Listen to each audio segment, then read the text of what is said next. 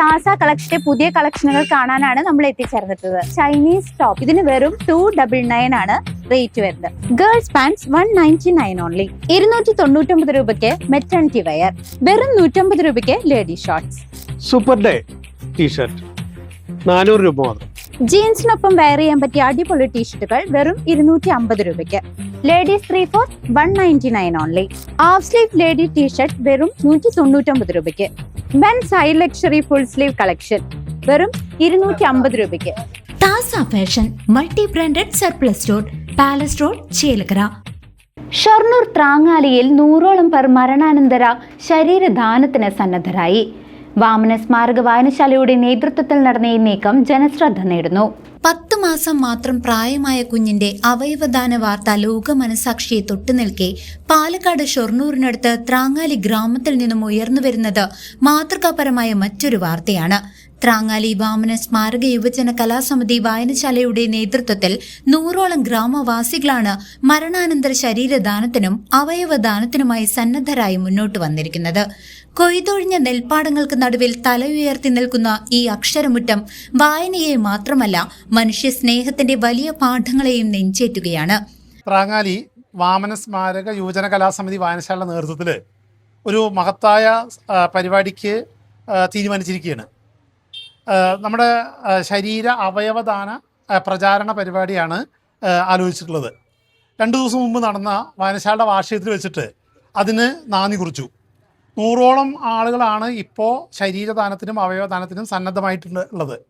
പക്ഷേ ഒരു വർഷം നീണ്ടു നിൽക്കുന്ന വ്യത്യസ്തമായ പ്രചാരണ പരിപാടികളിലൂടെ ഈ നാട്ടിലുള്ള ബഹുഭൂരിപക്ഷം ആളുകളെയും ഈ പദ്ധതിയിലേക്ക് കൊണ്ടുവരാൻ കഴിയുമെന്നാണ് വായനശാല കരുതുന്നത്.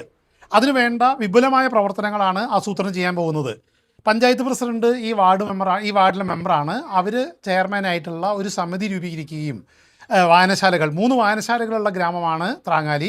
ആ വായനശാലയുടെ പ്രതിനിധികൾ, കുടുംബശ്രീ അയൽക്കൂട്ടങ്ങളുടെ പ്രതിനിധികൾ, ക്ലബ്ബുകളുടെ പ്രതിനിധികൾ, ആരോഗ്യ സ്ഥാപനങ്ങൾ, മാധ്യമ സ്ഥാപനങ്ങൾ, അങ്ങനെ വ്യത്യസ്തമായ എല്ലാ സാമൂഹിക ഘടകങ്ങളെയും കൂട്ടിയോജിപ്പിച്ചുകൊണ്ടുള്ള ഒരു പ്രവർത്തനമാണ് ആലോചിക്കുന്നത്.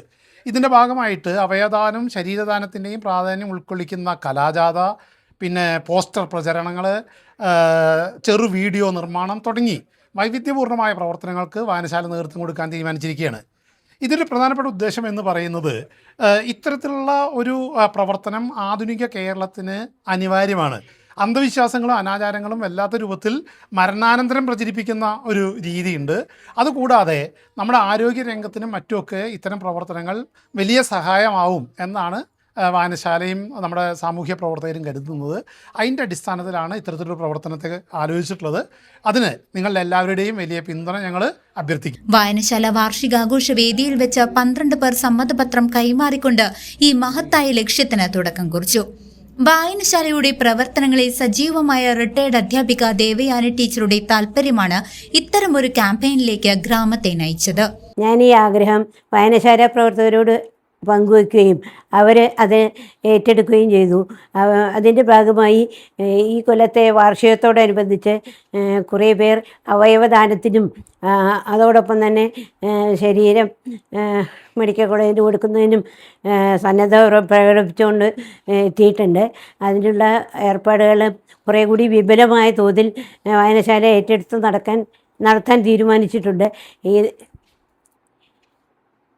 ഈ അവയവദാനത്തിലൂടെയും ശരീരദാനത്തിലൂടെയും നമ്മുടെ സമൂഹത്തിലെ പലതരം അന്ധവിശ്വാസങ്ങളെയും അനാചാരങ്ങളെയും മാറ്റി നിർത്താൻ കഴിയും എന്നും കൂടി എനിക്ക് തോന്നുന്നുണ്ട്.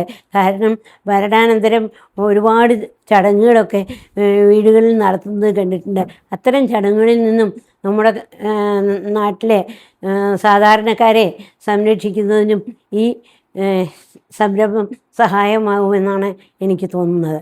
വിദ്യാർത്ഥികളും യുവാക്കളും വീട്ടമ്മമാരും ഉൾപ്പെടെ നിരവധി പേരാണിപ്പോൾ ഈ ദൗത്യത്തിൽ പങ്കാളികളാകുന്നത്. ശേഖരിച്ച സമ്മതപത്രങ്ങൾ തൃശൂർ അല്ലെങ്കിൽ പാലക്കാട് മെഡിക്കൽ കോളേജുകൾക്ക് കൈമാറാനാണ് ഭാരവാഹികളുടെ തീരുമാനം. അറിവിനൊപ്പം സഹജീവി സ്നേഹവും പകർന്നു നൽകുന്ന ത്രാങ്ങാലിയിലെ ഈ വായനശാല ഇപ്പോൾ നാടിനാകെ അഭിമാനമായി മാറിക്കഴിഞ്ഞു. News desk CCV.